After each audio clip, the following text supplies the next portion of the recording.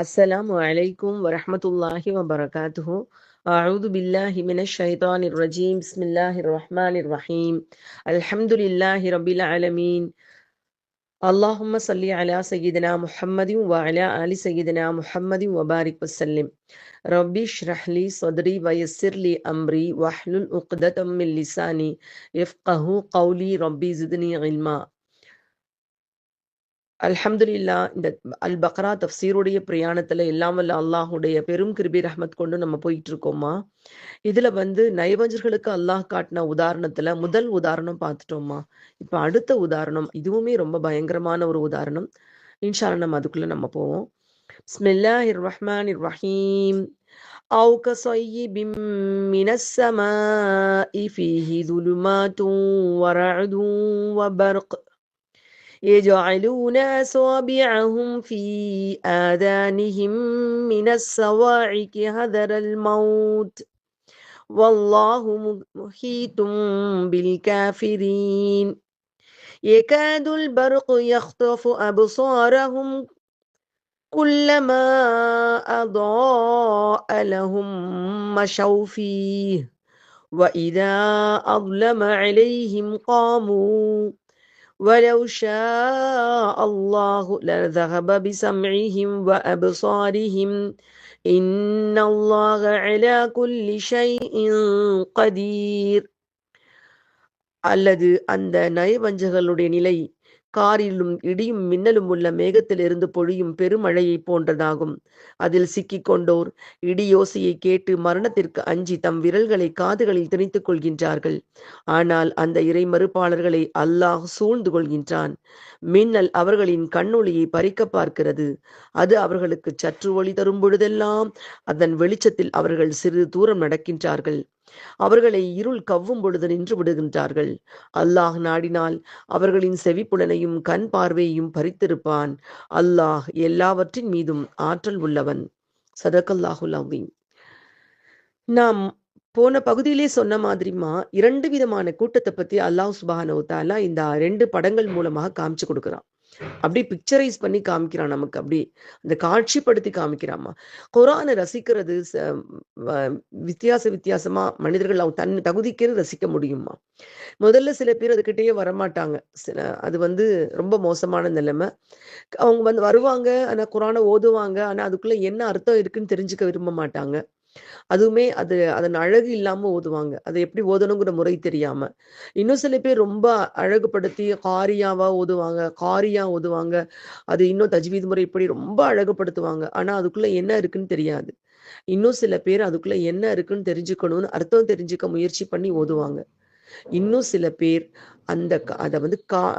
அதை ஒரு காட்சியாக உணர்ந்து அந்த காட்சிக்குள்ள போயிட்டே வந்துருவாங்கம்மா.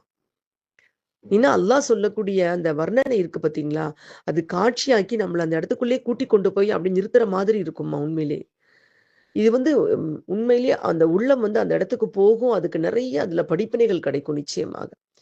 இப்போ முதல்ல அல்லாஹ் சுப்ஹானஹு வ தஆலா முதல் கூட்டமாக சொன்னது யாருன்னு சொன்னாமா, ஆரம்பத்தில் இறை நம்பிக்கை கொண்டு விட்ட பின்னர் இறை மறுப்பாளர்களாக மாறிய மக்கள். அதுல இறை மறுப்புல உறுதியாக இருந்து கொண்டு விட்டார்கள் சுயநலத்திற்காக. வெளிய முஸ்லிம்களாக்க அவங்க முழுக்க இறைமடுப்புல இருக்காங்க. அவங்க அப்படி மாறிவிட்ட மக்கள். அவங்களுடைய முடிஞ்சு போச்சு. அவங்களுக்கு அவ்வளவுதான். லா யர்ஜிஊன் லா யுப்சிரூன் அந்த மாதிரி ஆயிட்டாங்க. ஆனா இப்ப நம்ம பார்க்க போற பீப்புள் அந்த மாதிரி கிடையாது. இவங்களுக்கு ஒரு சமயம் உண்மை புரியும், ஆனா அடுத்த நிமிஷமே சந்தேகம் வந்துடும் அவங்களுக்கு. இது உண்மையா இருக்குமோ இந்த மார்க்கம், நம்ம இப்படிதான் நடக்கணும்னு நினைப்பாங்க அவங்க. ஆனா மறு நிமிஷம் என்ன ஆயிடும்னா அவங்க மனசுல மாற்றம் வரும்.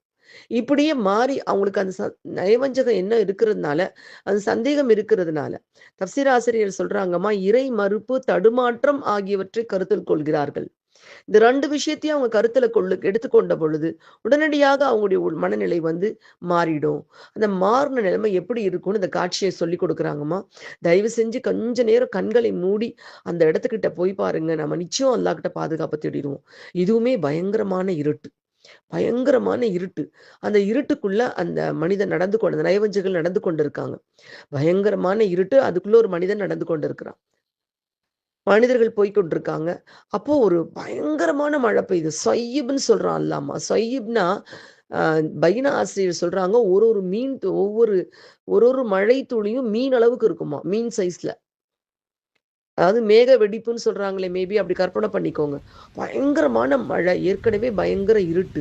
அந்த இருட்டுக்குள்ள பயங்கரமான மழை பெய்யுது. அந்த மழையில அவங்க நடந்துகிட்டு இருக்காங்க.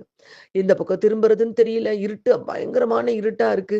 என்ன செய்யறதுன்னு தெரியாம அவங்க நடந்து நடந்து போய்க்கிட்டே இருக்கும் பொழுது, அப்போ அவங்களுக்கு வந்து அ எம் மின்னல் அடிக்குதும்மா. பயங்கரமான மின்னல். மின்னல் வந்து எப்பவுமே ஆதரவு வராது. அச்சம் தான் வரும். ஏன்னா மின்னல்ங்கிறது வெளிச்சமா இருந்தா கூட அது ஒரு அச்சத்தை கொடுக்கக்கூடியது தான். ஏன்னா அதுல பல ஆபத்துக்கள் இருக்கு. பயங்கரமான மின்னல் அடிக்குதும்மா. மின்னல் அடிச்ச உடனே ஏன்னா மின்னல் அடுத்து அடுத்து என்ன வரும்?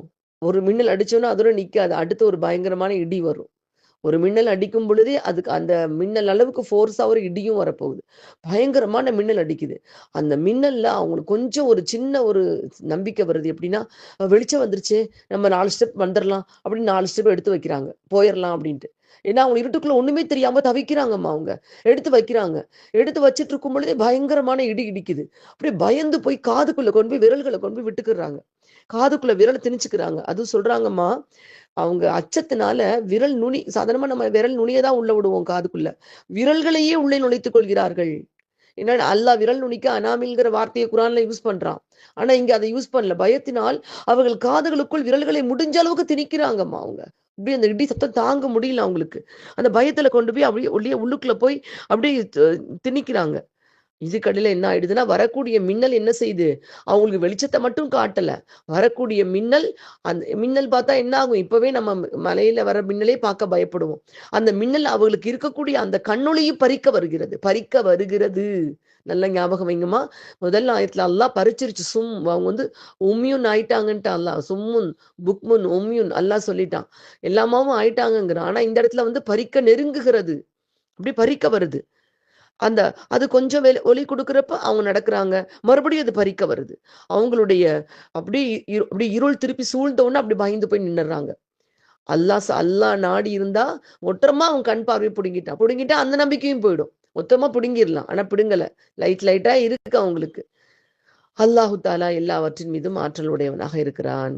அல்லாஹு அக்பர். பைனா ஆசிரியர் சொல்றாங்கம்மா, முதல்ல சொன்னது வந்து ஒரு பிரீஃபான டீட்டெயில். ஒரு விளக்கமான ஒரு அ உதாரணமா சொன்னா அல்லாஹ் தஆலா சொல்லியிருக்கான். ஆனா இப்ப சொன்னது ரொம்ப பிரீஃப். ரொம்ப விரிவான ஒரு ஒரு காட்சியா அல்லாஹ் காட்டிக் குடுத்துட்டான். ஒரு விரிவான ஒரு காட்சிய காட்டுறான் அப்படின்னு சொல்றாங்க. ஏன்னா இந்த மக்கள் தான் அங்க ரொம்ப அதிகமா இருந்தாங்கம்மா. அவங்களுக்கு கொஞ்ச நேரத்துக்கு ஈமான் இருக்கு. ஆனா மறுபடியும் நயவஞ்சகம். அதனால பார்த்தவங்க. இன்னைக்கும் நம்மகிட்ட நெறைய அந்த குணங்கள் நம்ம நெறைய பாதுகாப்பு தேடணும்மா. அப்ப நம்ம இப்படி சிக்கிக்கிட்டு இருக்கோமோ அப்படிங்கிற எண்ணம் நமக்குள்ள கண்டிப்பா வரணும். பெருமழை தப்சீர் ஆசிரியர் இப்னு கசீர் ஆசிரியர் சொல்றாங்கம்மா. நம்ம பார்த்ததெல்லாம் அவங்க சொல்லிட்டே வந்துட்டு இருக்காங்க. பெருமழை அப்படின்னு குறிக்கிறதுக்கு ஸய்யிப் அப்படிங்கிற வார்த்தை யூஸ் பண்ணப்பட்டிருக்கு. இது கருமேகங்கள் சூழ்ந்த கனமழை. சில நேரத்துல லைட்டா மேகம் வந்துட்டு மழை பெஞ்சு நின்னுரும். அப்படி கிடையாது. கருமேகங்கள் அதனாலதான் அவ்வளோ இருட்ட சொல்றாங்க. கருமேகங்கள் சூழ்ந்த கனமழை அப்படின்னு சொல்லி அர்த்தம். இங்க கருமேகங்கள்ங்கிறது என்னன்னு சொன்னா, இந்த நயவஞ்சக மக்கள்கிட்ட இருக்கக்கூடிய சந்தேகம், இறைமறுப்பு, நயவஞ்சகம் ஆகிய இருள்களை குறிக்குமா. பயங்கரமான கருமேகம் சூழ்ந்துருச்சு அப்படியே அந்த இடத்த. மழை கொட்டிக்கிட்டு இருக்குது. மேகமும் இருக்குது இப்ப.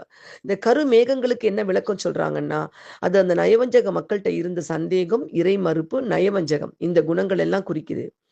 இடி அப்படிங்கிற ராது அப்படிங்கிற சொல்ல அல்லாஹ் யூஸ் பண்ணியிருக்கான். இந்த ராதுன்னா என்னன்னு சொன்னா, உள்ளத்தை உலுக்கி பேர் அச்சத்தை ஏற்படுத்தக்கூடிய சவுண்ட். அப்படின்னு சொல்றா. சரி எதுக்காக இந்த அச்சம் அப்படின்னு சொன்னா, பொதுவாகவே நயவஞ்சக மக்களுக்கு ஒரு அச்சம் இருக்கதான் செய்யும். அது அவங்களுக்கு தவறு செய்யறாங்கல்லம்மா, தவறு செய்யறதுனால ஒரு அச்சம் இருக்கதான் செய்யும். இல்லாம இருக்காதுமா. இத வந்து குரான்ல வேற இடங்கள்லயும் அல்லாஹ் வந்து சொல்லி காமிச்சிருக்கான். 13வது அத்தியாயத்தை 4வது ஆயத்தை அல்லாஹ் சொல்றாம்மா. வ இதா ரஅய்தஹும் துஅஜிபுக அஜ்சாமஹும் وَإِن تَقُولُوا تَسْمَعْ لِقَوْلِهِمْ كَأَنَّهُمْ خُشُبٌ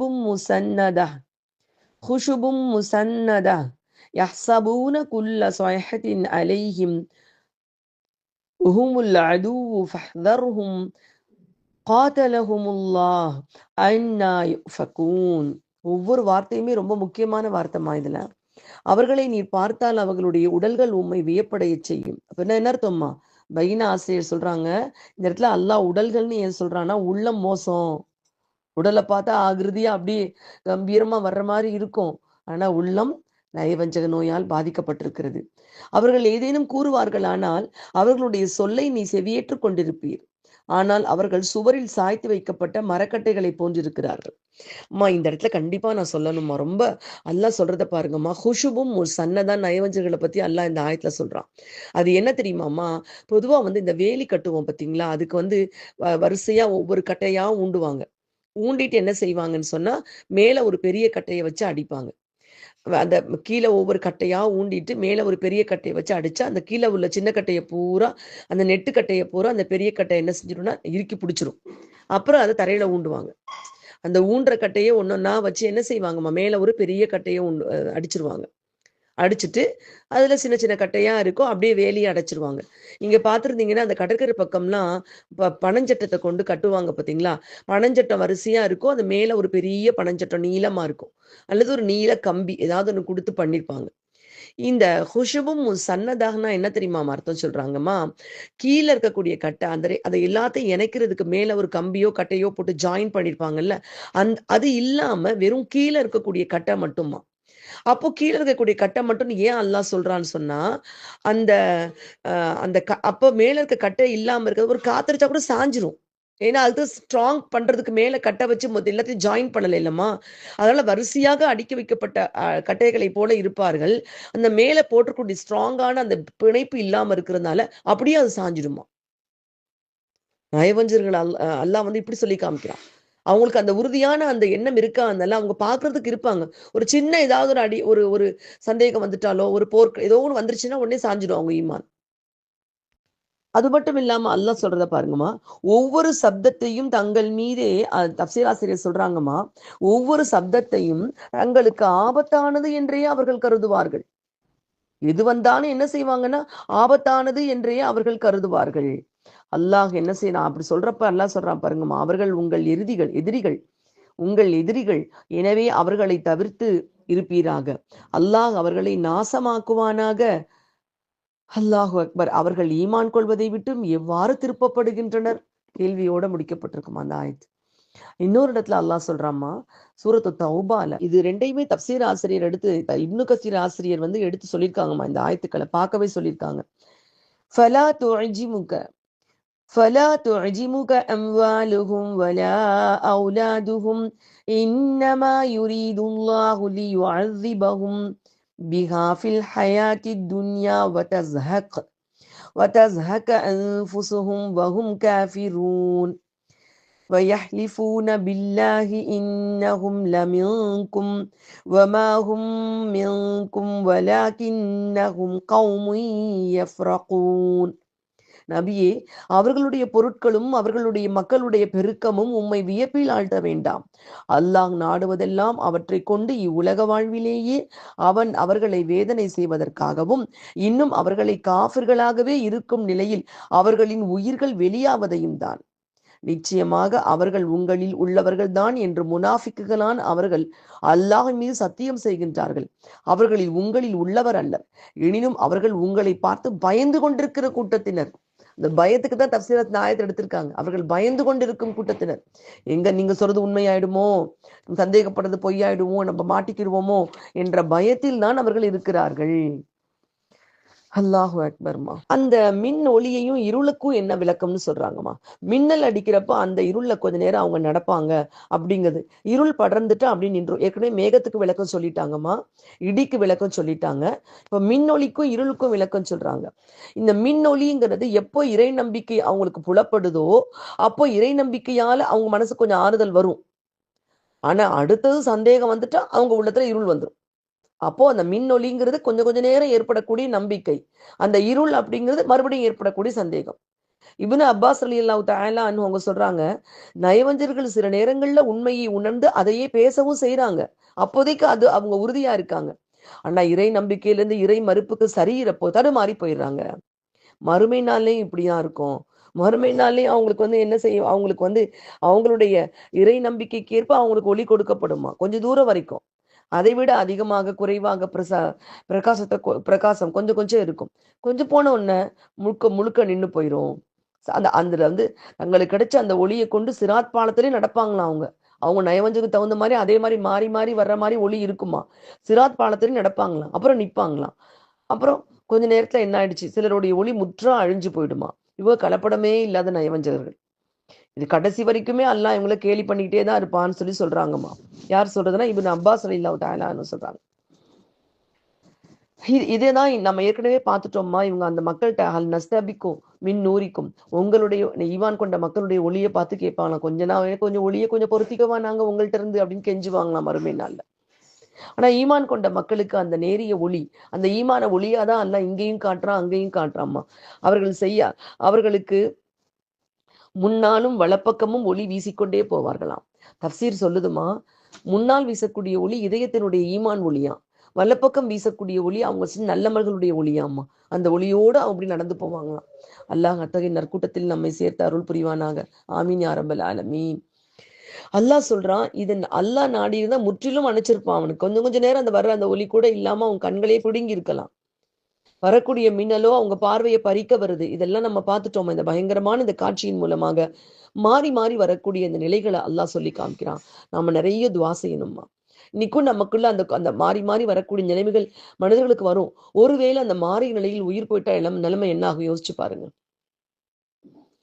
அல்லாஹ் பாதுகாக்கணும். ஃபியமான் இல்லாமா. என்ன நயவஞ்சர்களுக்கு நரக நான் எதிரியை அடையாளம் கண்டுபிடிச்சிட்டோன்னு சொன்னாமா, காஃபிர்களுக்கு கூட 2 ஆயத்தான் அல்லாஹ் கொடுத்துருக்கான்.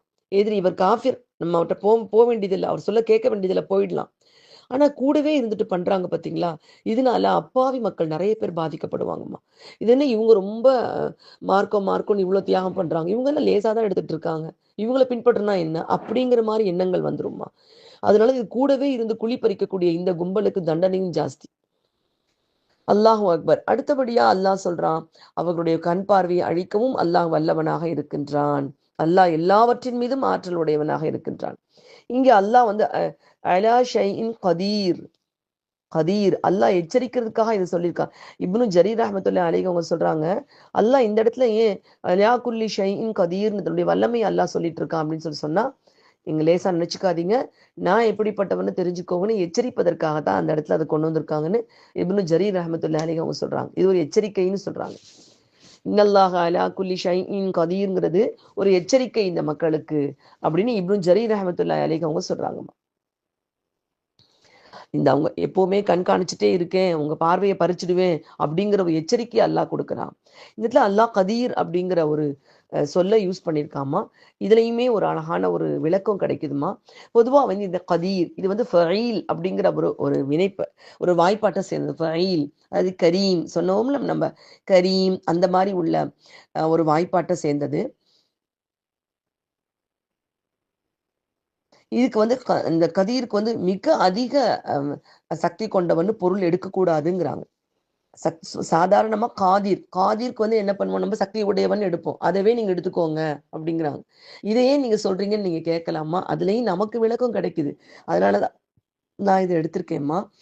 என்னன்னு சொன்னா, இதுக்கு வந்து இந்த கதீர்ங்கிற வார்த்தைக்கு வந்து அனைத்தின் மீதும் மிக அதிக ஆற்றல் கொண்டவன் அப்படின்னு அதிக ஆற்றல் கொண்டவன் நீங்க அர்த்தம் எடுத்துக்கிட்டோம்னு சொன்னா, அப்போ கொஞ்சம் ஆற்றல் கொண்டவன் இன்னொருத்தர் யாராவது இருக்கானாங்கிற எண்ணம் நமக்கு வருமா. அதனால நீங்க அந்த வார்த்தை அதிகங்கிற வார்த்தையை எடுக்காதீங்கிறாங்க.